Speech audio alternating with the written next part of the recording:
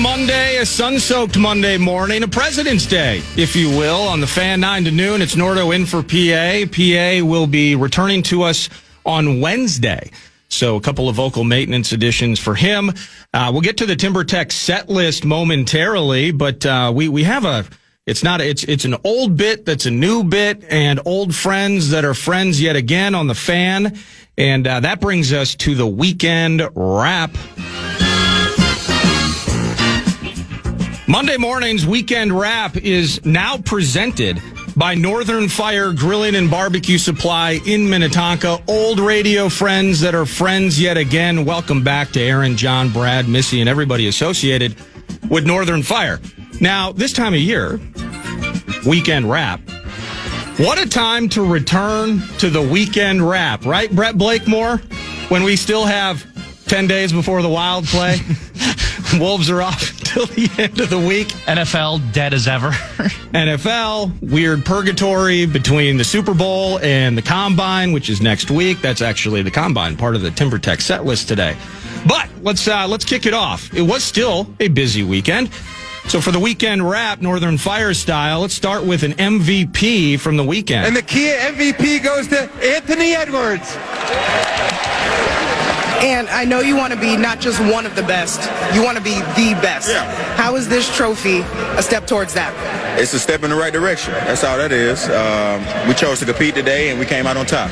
You talk about choosing to compete. What do you like most about environments like this? Talking a little trash and going up against the legends of the game. I ain't gonna lie. Wemby set the tone. He came out playing hard, and, you know, we had to follow that, and we had to pick it up as a red team, and we did that.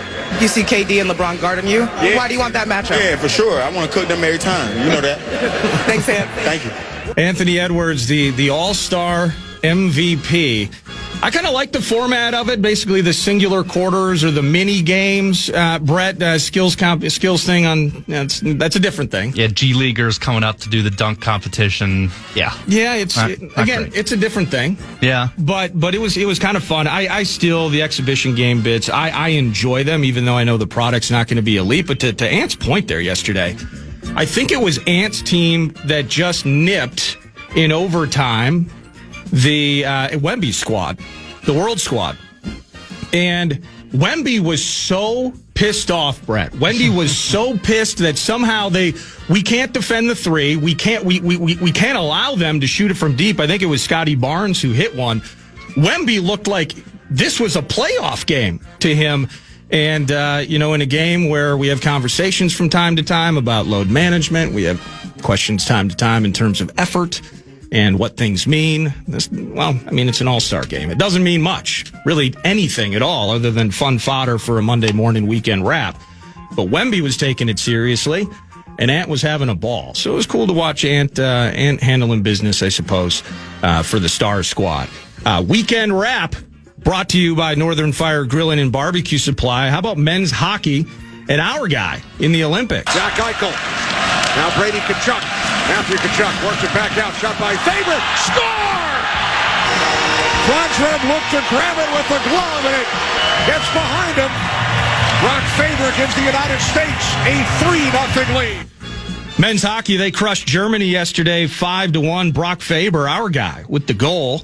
And they play on Wednesday. They play the winner of Latvia and Sweden. Brett, is that? I believe that's the case. I believe that is correct. So yeah. all the lower teams, they got to grind it out. I think it's tomorrow, and then they got to come back and play our team, Canada. I forget who the top four is in totality. I only care about Canada and our team. Yeah, and the good news is that there's a reseed after the quarterfinals. So basically, if the U.S. wins and Canada wins, the only time they'll play is in the gold medal game. Would be in the gold medal game. Correct. Oh, all right. Hell yeah. What have you thought of them through three? I'm going to have, part of the Timber Tech set list, I'm going to have Ryan Carter in studio. We'll continue this conversation. But you like overall in totality? Overall, I'm really happy. I mean, the group was as bad as easy you could ask for.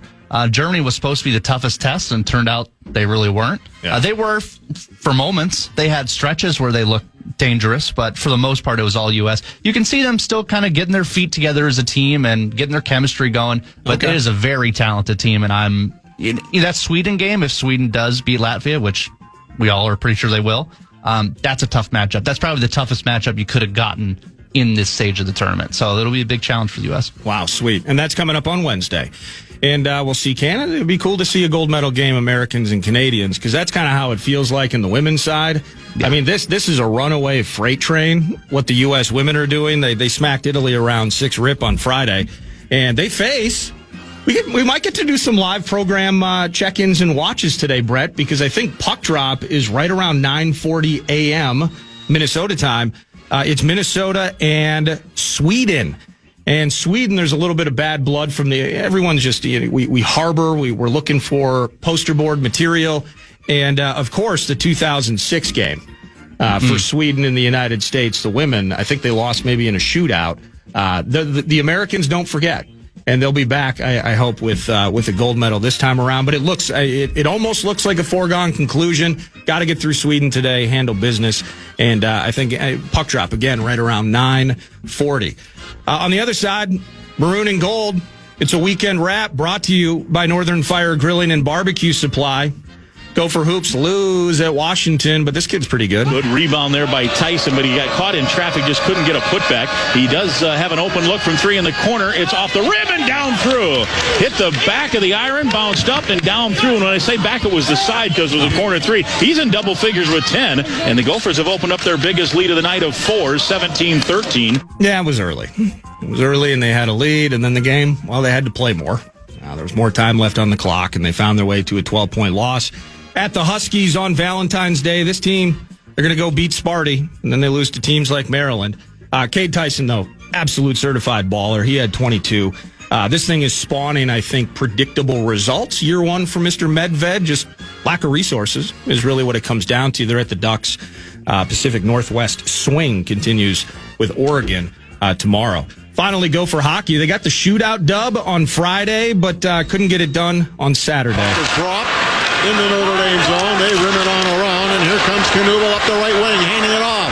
Back to Knuble, trying to cut in, he shoots, he scores! Dropping it off for Nelson. And it's 3-2 Notre Dame. Woo! Wally and Mr. Micheletti, you had Micheletti on Beyond the Pond on Saturday. Is that correct? Yes. Okay, sweet. And we might hear from him tomorrow. Motzko's team's just in disarray. And I even heard some audio, maybe it was after last weekend, where Big Ten on the come, team, it's becoming a conference of juggernauts. You used to be able to mess around in the old WCHA. Of course, I'm paraphrasing here, but was that kind of the vibe of it? He's just kind of like, well, this is our year to be the kick around. Well, I mean, it's just, I feel like college hockey and most of college sports, I mean, football isn't really anymore, just with NIL stuff and how prevalent it is. But it's so cyclical, especially hockey. I feel like you get younger and you get worse and you get older, you get better, and then it resets the cycle. I think right now just the Gophers are on that downside of the roller coaster for me. You're an elite college hockey mind. Thank you. So Gophers, they get the shootout. They lose 3-2 on Saturday. And we'll end the Northern Fire weekend wrap with a tip. A barbecue tip. A little philosophy for you on a Monday morning to open 9 to noon. Barbecue. While the rest of the world is obsessed with time, be obsessed with tenderness. Not time, tenderness. If you nail the finish, nothing else matters. And that's the weekend wrap presented by Northern Fire Grilling and Barbecue Supply. You can shop online or in store, northernfirebbq.com. Now, Brett, let's hit the TimberTech set list, and that's going to include Ryan Carter. You see him analyzing Wild hockey on TV, and of course, former member of the Wild. He's going to be in studio with me next at 10 a.m. I think it's a week from today. Alec Lewis will be finding his way to the NFL Scouting Combine in Indianapolis, and so we're going to catch up Vikes, NFL at large, some Combine bits with Alec at 10. And then Dan Hayes, full squad practices. Everyone's down in Fort Myers trying to construct whatever the heck they're trying to do with this baseball team. Dan Hayes covers the Twins at a high level for The Athletic. He's going to join me at 11. And the conversation, you heard some Buxton related bits over the last 24, 36 hours. Just a little frustration. Wanted the team to maybe be a little more vocal in their commitment to him. We got a hitting coach for Royce Lewis. We have Joe Ryan and Pablo. And we may have some issues between the union and the league in the long term regarding a cap. So we'll talk about all those things at 11. That's a TimberTech set list brought to you by TimberTech, TimberTech.com. When we return, Ryan Carter in studio. It's Nordo in for PA with Brett Blakemore. It's The Fan. KFAN. If you want to chime in what's happening to your favorite KFAN shows, you can. You can make your voice heard on the Brad, Sean Bryant KFAN text line. So let us know what you have to say by texting your message to 64686 at 64686. Standard text message and data rate supply.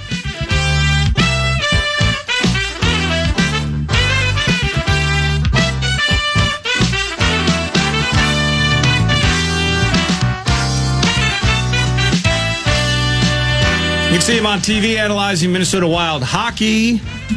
You were in studio with the Power Trip not too long ago as well, weren't you? Yeah, it was Friday initials game. Didn't get skunked, so that was a big victory. You got one? 2. Oh, I didn't First mean to and sell you last. short. First and last. So you bookended it with a couple. You walk away with you can hold your head high. Yeah, some integrity. Yeah, a win and a loss, if you will.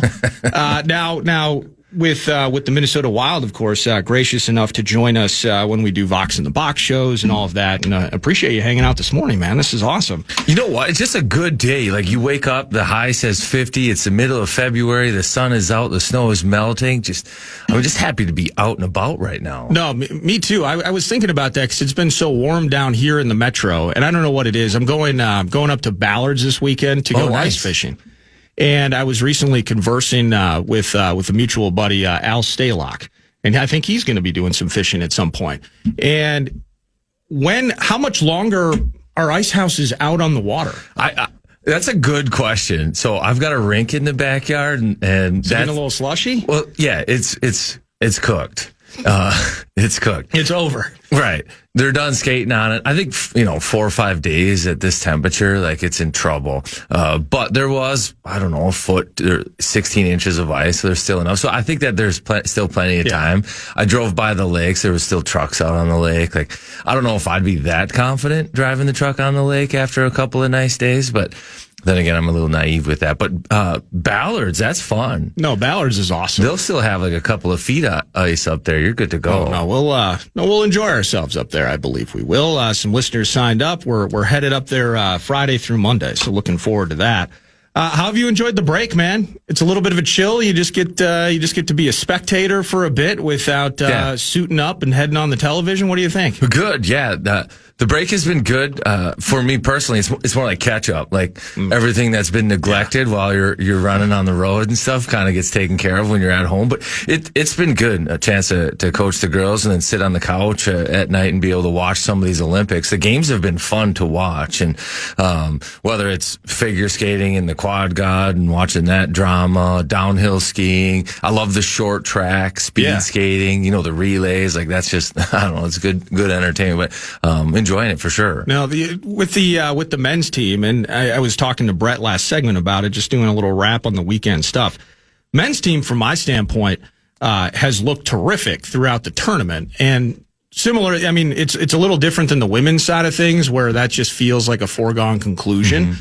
But whether it's Boldy not getting paid off maybe with the big goals, but the way he's flying around, Quinn Hughes, you want to talk about figure skating? I mean, that's unbelievable. Him on the ice. But Faber getting that goal. Did you ever have a time in your career where you tried as hard as you could, you had great scoring chances, and it just didn't work out? And then somebody scores a goal like that where it just should have been goal, and it just trickles in. It's funny. I think about that all the time, like watching like a Kirill or even like a Matt Boldy. And it's like, what makes these guys so good? Because they do find ways to put the puck in the net. But where I say luck isn't as much a part of it, I think, as we think. Like they're that smart. Like Brock Faber scoring that goal, it feels like it was a lucky goal, but he catches that puck and releases it so fast. And that's what good players know. Like, hey, I know I've got the goalie on a run. It seems like low probability, but it's a higher probability shot than you think. And the puck ends up in the back of the net because he knows he's got people skating in front. Quick release. Goalie might not be prepared, might be looking a different direction, reading the play. So he scores on that one. But I do look from time to time, I watch like Kaprizov score and how the puck finds him every time he's on the ice with an empty net, and then he's never missed the net in any of those. Some of it's talent, some of it is like, how does the puck just find him when the net's open like that? And sometimes I get jealous of that fortune and that good luck. But no, I can't say that I ever had a ton of scoring chances, and it didn't go well for me. Well, I wasn't trying to go down that road. I will. But okay, and I'll leave that to you. But I just think about that because there is an element, we talk about it like I'm an outsider. So we do say puck luck, and you picture, and we'll joke about, like Kane off the stanchion, in the old Blackhawks series and some of the way the puck bounces. But it is kind of the inherent skill and the work you're putting in to get to those spots that kind of takes luck out of the equation. It is more of a product of what you're doing in totality on the ice versus just being lucky in some of those spots. Yeah, and I think that puck luck occurs for teams more than it does for players at times too. Like you work and, the stanchion, you have Patrick Kane, you give him a little bit more ice, they never dump it, but they do there and it goes off, like different things like that lead to good luck, like in different plays. But, I think you're right. It's how you play. I tell the girls that I coach, like you earn your luck. If you want a puck to go off your skate and in the net, you got to be around the net. Like you got to work for it, So you earn your luck. There's some truth to that too. How have what have you seen from the Wild players? I mean, there's a ton of them, so it's not like you can necessarily key in on every single. What is it, 10 or 11 that are with teams right now? Yeah. What have you thought of our guys wearing their country's sweaters? They're good. So stateside, we haven't had the broadcasts of some of the other games to watch. Whether that be Sweden or Germany. So we got to see Sturm play for Germany. Surprised a little bit that he kind of still had the role that he plays here with the Wild. But I thought he was good. The U.S. guys, and it's interesting because I equate them to, and this is going to go to Hockey Canada. Like you got Brock Faber and Matt Boldy, two guys that are young, kind of coming up together, kind of, not the focal point of a team, but like right there pushing the stars of the team that they play on at the NHL. And then just on the national level, when they start to realize that, oh my gosh, like we're not just good on our NHL team, like we're good for our country. And for me, that was the Anaheim Ducks 2007 Getzlaf Perry, if you remember those names. Oh, yeah. They were the second best line when they won the Stanley Cup, but they were pushing Teemu Selanne, Andy McDonald, right? But they were able to do it together. Two young guys with skill came in and kind of pushed older guys, and the older guys kind of allowed them to be the stars that they are, and then they get on the national stage and then they start to win, and it's like, oh my, like, and I think it polarizes the players and the belief in themselves. And I think we're seeing that with Boldy. He went to the World Championships last year, pressured from management. Maybe isn't the right word. Encouraged from management to play overseas and to play World Championships because these games matter. He ends up having a great tournament, leads the tournament in points, and now he comes to the Four Nations tournament and he's unbelievable. And then now the Olympics, he went from like a fourth line guy, like maybe bubble guy at the Four Nations, to top line guy now, and he's a driver of play right now. And Brock Faber, again, similar, different style player, but D-man, being trusted to be a shutdown guy, but he now with the Wild has picked up like an offensive element to his game, playing alongside Quinn Hughes. Like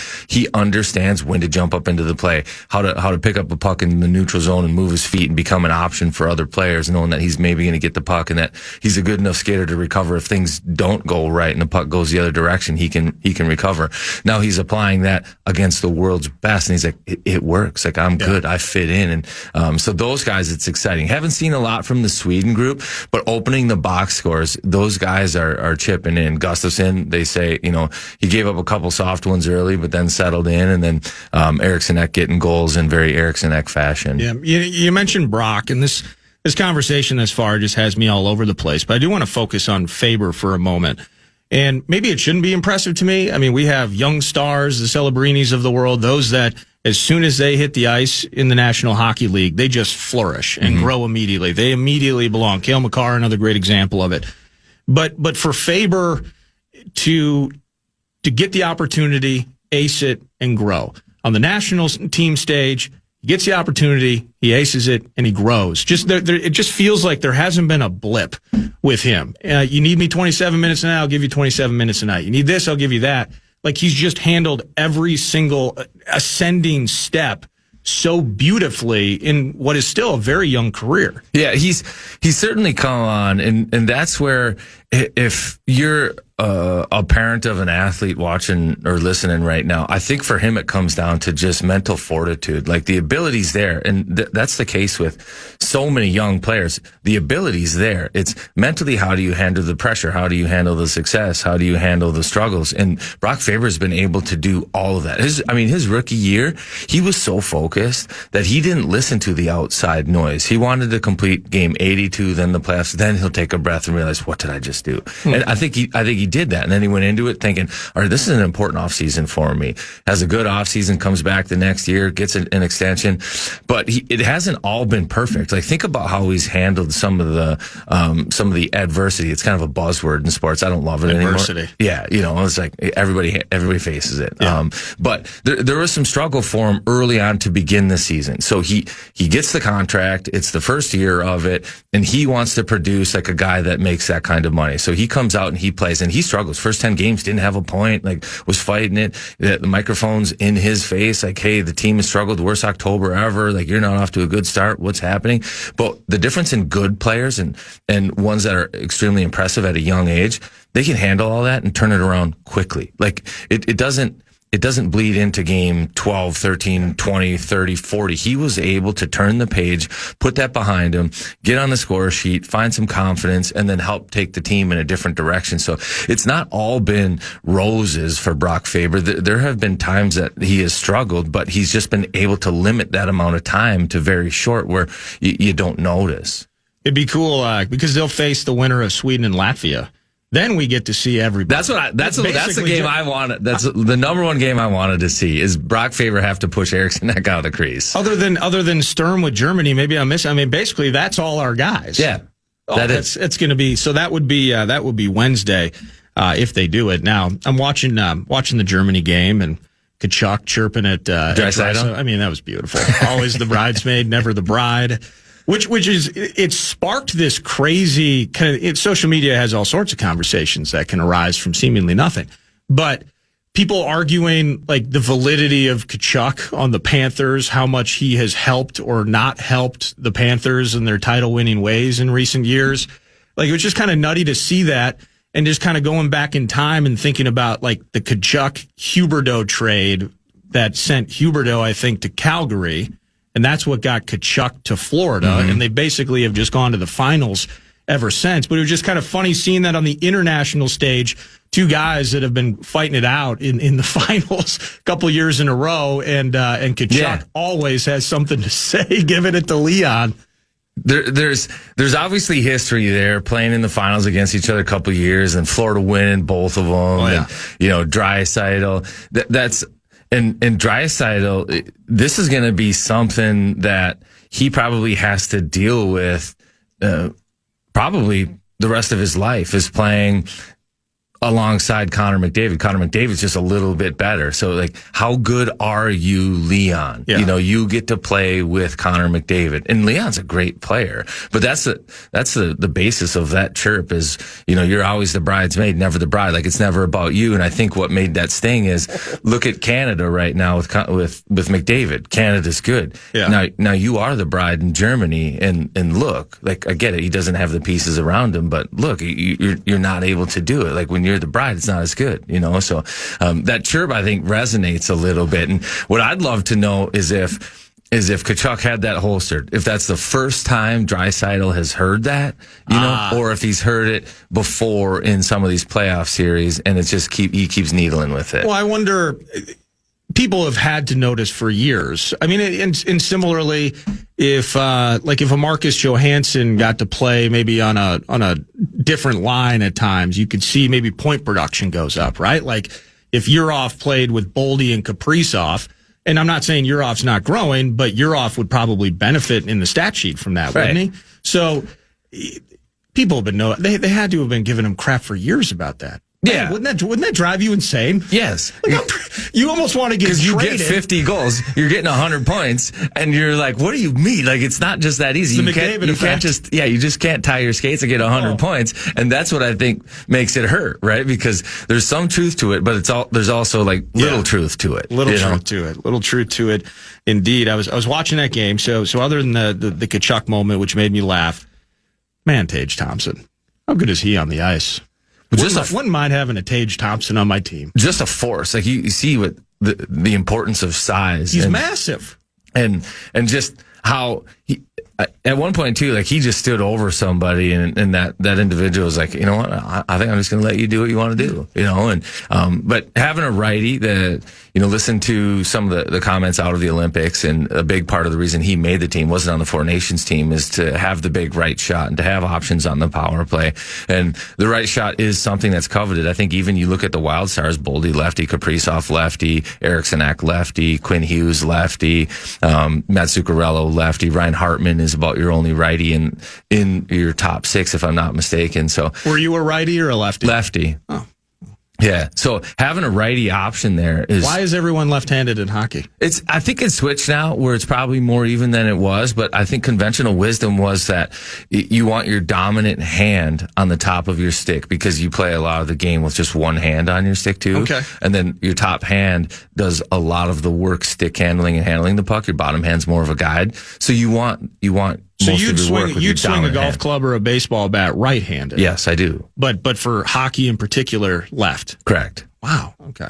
So it's similar. Like ping pong, you'd have it in your strong hand. Like it does all the work, Yep, right? I get it and now. that's the same movement that you kind of have with your hockey stick. You want it in your dominant hand. You put it in your opposite hand. It didn't feel as right. Like the story for me, my family didn't know hockey. So, but I threw a ball right-handed. I wrote right-handed, and I was like, Dad, I want to play hockey. They went to the sporting goods store. They bought me a right-handed stick. I was like, he's right-handed. And I turned it the other way, and they're like, what are you doing, man? And I was like, I don't know. I just like, it just feels right this way. So I was using it the wrong way, got in all kinds of trouble because they had to go buy me new sticks. Other than floor hockey, and let's just say I got weak ankles when it comes to skating on the ice, it's not an impressive sight. Look out if I start trying to skate backwards. That's one thing where I've never really held a stick. It's kind of a sad story. It is. Missing out my entire life in the state of hockey. I've never. So like you're going to the state fair, you're stopping by the Wild booth, you're not going to pick up that stick and try to shoot for the targets. We got to get you to the Hockey Expo now and have you shoot. We got to see this. This needs to be a bit. The women puck drop is going to be less than 10 minutes from now. And I believe it's a semifinal with Sweden. What have you noticed about, again, just the juggernaut that are the ladies in this tournament in Milan? Well, I think what I've noticed is the future of women's hockey is bright because the two of the better players, or I should say stronger, at least early on in this tournament, are young players, Harvey and Abby Murphy. And just the development of skill in the women's game is on the rise. And you can see it in Abby Murphy and Harvey and some of these other ladies. And the work that is being put in, I think, at the youth level is starting to show up, and the game is growing for the women, and it's nice to see these young players kind of jump on the big stage and again, not be intimidated by it and play well and be good. But the women's team in general, just fast, confident. Yeah. You know, you got an Abby Murphy. So there's an element of, kind of grit and sandpaper to them a little bit too, which is nice. I think the majority of them play in the PWHL too. So you think about the rules in the PWHL, and now this is where it's intriguing in the women's game. The PWHL has kind of changed their rules a little bit, where the game is allowed to be more physical. It's not, hey, it's open season on hitting, but they're allowed to bump, they're allowed to be physical on the boards. So there's like a little bit of a grind and some physicality to the North American game, because I think those girls are playing in the PWHL, where you get to the international players, and it's still probably very much like the traditional women's hockey, where it's no hitting, kind of no bumping, nothing. So I think you're seeing that too, just like physically, there's a lot of confidence in like the small area battles in the Olympics games, and the U.S. is winning the majority, if not all of them. Now, you mentioned you coach girls in hockey, and I'm curious about that. You mentioned the physicality, where it almost kind of feels like there isn't a defined line of that. And I forget which game it was, but I saw a player just with like I've seen this type of hit, let's say 4 or 5 times in the game. And I forget which one it was. It was one of the Americans. She's called for an illegal hit. And I'm just kind of thinking like you almost have to like go in and just, I hope it's not hard enough. I don't know if the Olympics officiates it more differently. I'm just curious. I do think the Olympics officiate it differently. It's more international rules. Okay. So they got to soften up a bit. Yeah, but at the same time, I think the Olympics and I don't know as well for the women's side, the referees, and if they're like PWHL referees, but in the Olympics you'll get NHL referees and then you'll get international referees all mixed in, and they might call it differently just based on what they view and how they interpret the rule. I know that they want to have consistency, obviously, but even if you go to the men's side, like was it a fight with Tom Wilson and the French player? Like, what does that look like? Was there an instigator? Was there not? Like those little things are interpreted differently, I think, from North American refs, from international referees. Okay. But on the women's game, I think a lot of it is, and we're going to continue to learn this as they continue to refine it, is proximity to the wall. Like the positioning of the player, like middle of the ice, near the end wall, like where in the body the hit is kind of made. Like if you initiate contact with the hip, that's different than with a shoulder. Like shoulder check might not be, like fair game, but like a hip check, if you have inside body position and you just use that because you owned the ice first, the other person skates through it, that's not a hit, and, little nuanced things like that I think we're going to have to learn and figure out as the game continues to grow. That's Ryan Carter, and of course, whether it's FanDuel Sports Network North or you hear him here, you're home for Wild Hockey, by the way, on the radio side, the Fan. We're going to pause and then come back. One more segment with him as women's hockey about to lift off here against Sweden in the semifinal matchup of the Olympics. It's kind of a little live programming on a Monday morning. That's sweet.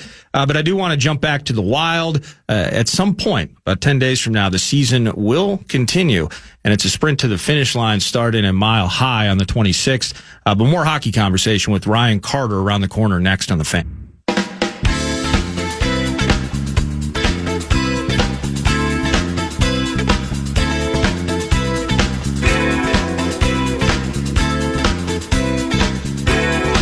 Another segment with Ryan Carter. FanDuel Sports Network North. I hope I'm saying that correctly. You got the Wild on 7th podcast.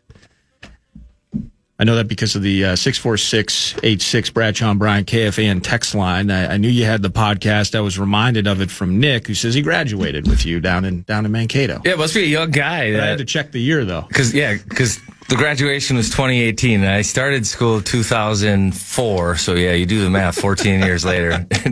School's tough, man. It's never too late. It's never too late. Did you foresee yourself, like, okay, and college is important, right? I mean, the conversations you'll have with your kids about it, the conversations I'll have with my kids who are in studio, a couple assistant producers today, Ava and Stella.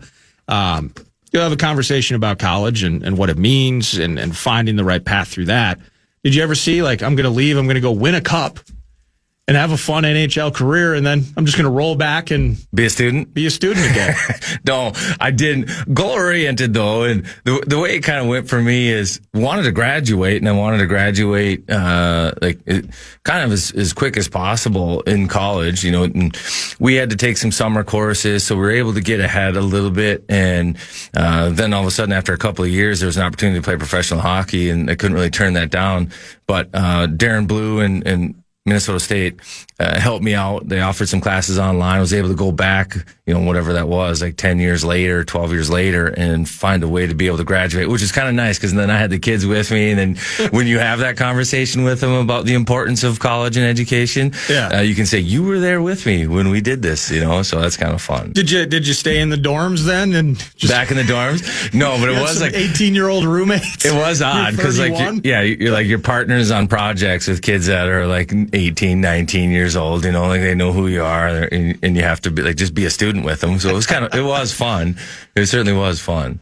The women are underway. Semifinal, U.S. and Sweden in Milan, and scoreless. 5 minutes into the game, they're a second period team. They'll put 5 on them in the second, put Sweden to bed, and they'll be on to the gold medal game.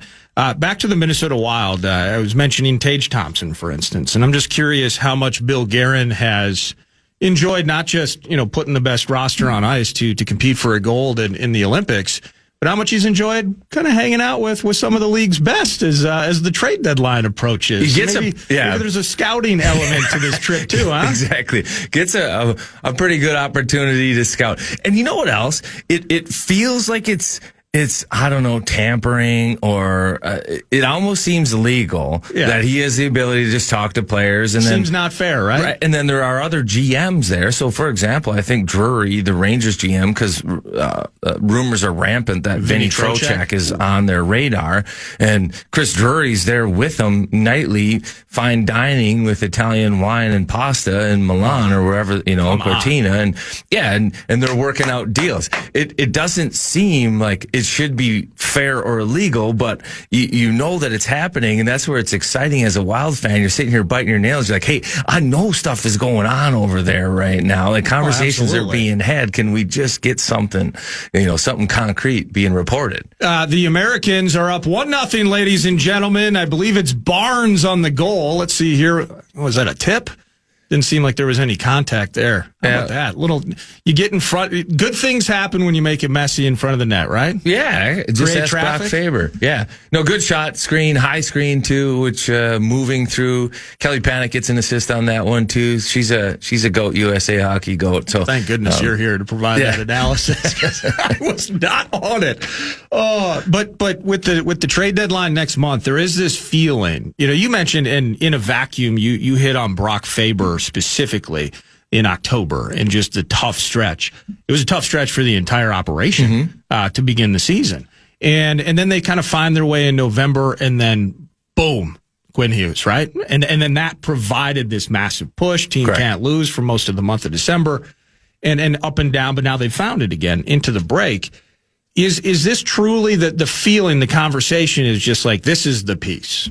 Whatever move that Bill Guerin makes between now and the trade deadline, if he's able to find his way to something nice, that this is the piece, Ryan. Yeah, and I have a hard time looking at it like that. See, I agree wholeheartedly with you. So a lot of the rumors put somebody in and like a Ryan Hartman out, and I think Ryan Hartman's a very important part of the team. I think he's like the Matt Dumba of a couple of years ago, where like behind the scenes, kind of a good vibe guy. By the way, he's also, and people have good and bad opinions on Hartman, bad penalties at times, and just kind of he can get a little heated on the ice, etc.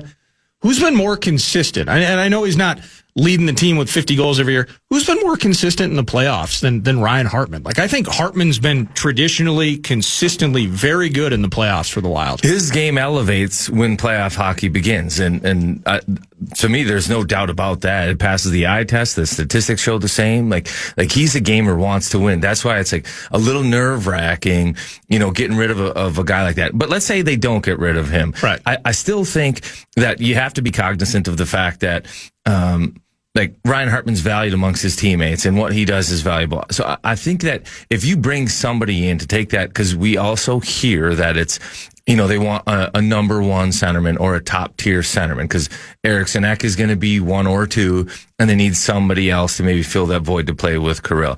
I think if they're going to get a name, it has to be somebody where a Ryan, and Hartman isn't the guy that leaves. Yeah. Which I think could be. Because you'll need him. Yeah, because that's the ideal situation for me is retaining him somehow. And, but it has to be somebody that it's comfortable, where it's like a no-brainer. Like, okay, yeah, he deserves this other individual deserves the opportunity to be 1C, 2C for a while. I'll play my role, continue to try to earn my spot to get that back. Because Bill Guerin has always said, hey, it doesn't matter. You earn your opportunity. You earn your minutes here. Like, if you want Wayne Gretzky's job, go ahead. I'll give it to you. You just got to take it from him. Right. Mm-hmm.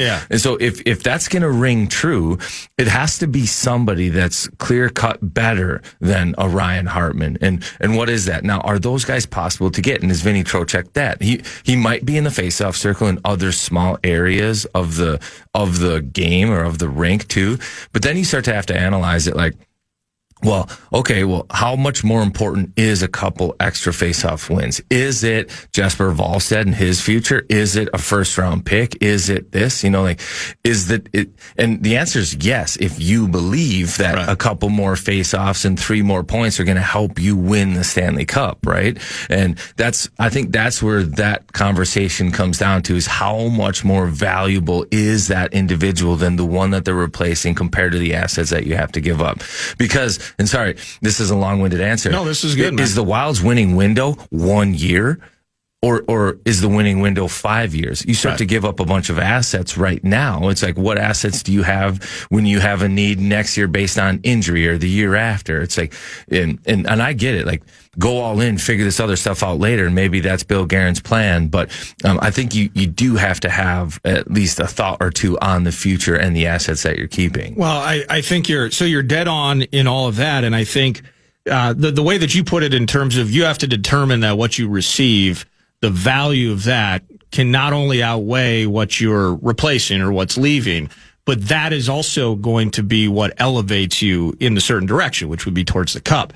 Because earlier on, I think that I think that the conversation around Wallstedt, again, it's a little bit of we just need that one piece and we're going to go all in. I heard Wallace St. Paul, we just finally start to love the guy and now we want to trade him away. It's insane. But in the end, whatever we do, we still have the Avs. We still have the Avs in our division. I mean, our first playoff series appears to be, and it looks more certain every day, we're going to be either in Dallas or they're coming here. Mm-hmm. I mean, you have to beat 2 of the best teams in the NHL just to get to a conference title series. And so, that window, you want that window to be perpetual. And that seems impossible in some regards. But more than just this year, I think Bill Guerin certainly has to weigh that. And that's where now you start to look at a Vinny Trocheck, and it does become compelling because there's some term. If you get a guy with term on his deal, it's not just a pure rental. Yeah. Now you start to feel better about that trade.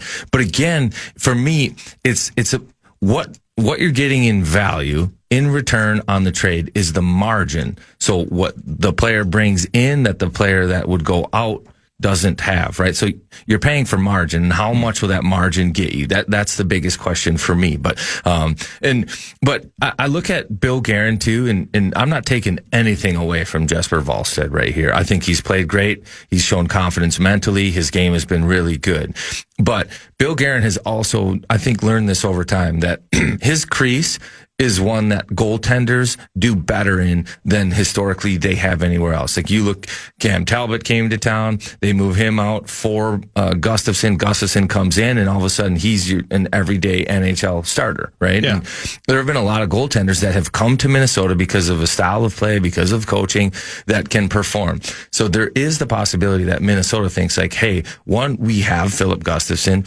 2, Jesper Wallstedt is good, but he might not be the player or as good as the rest of the league values him, because we know our system is good. We know what we give up, what we don't give up. And again, I'm not trying to take anything away from him, but value might be highest for Wallstedt right now. Yeah, no, I to be honest, I never really thought about the idea that the system can play into how we perceive a netminder. I get the inner workings, of course, the blue liners in front of them. They got a hand, that symbiotic the connection that you have to have there. But I didn't really think about just at a base level. Minnesota does. I mean, when have we had just dreadful goaltending? No, I don't really remember it. Goalies that come here have their best years here. Right, so there's something like Dubnyk rolling in and just being special. Remember that run he went on in the spring? I think when he came here, unbelievable. Had a nice career here overall. Yeah, and in general, just over time, like, goaltenders have played well in Minnesota, and Bill Guerin has tried to shake the image of being the New Jersey Devils of the early 2000s trap. We're going to win a game 3-2, 2-1, and that's the way we play.